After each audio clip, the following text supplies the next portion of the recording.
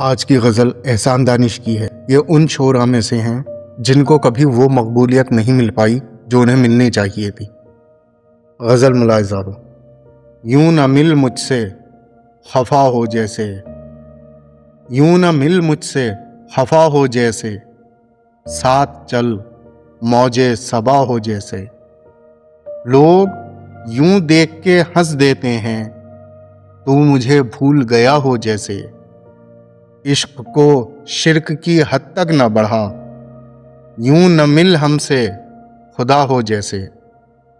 मौत भी आई तो इस नाज के साथ, मुझ पे एहसान किया हो जैसे। ऐसे अनजान बने बैठे हो, ऐसे अनजान बने बैठे हो, तुमको कुछ भी न पता हो जैसे। हिचकियां रात को आती ही रहीं, हिचकियां रात को आती ही रहीं, तूने फिर याद किया हो जैसे। जिंदगी बीत रही है दानिश, एक बेजुर्म सजा हो जैसे। यूं ना मिल मुझसे खफा हो जैसे, साथ चल मौजे सबा हो जैसे।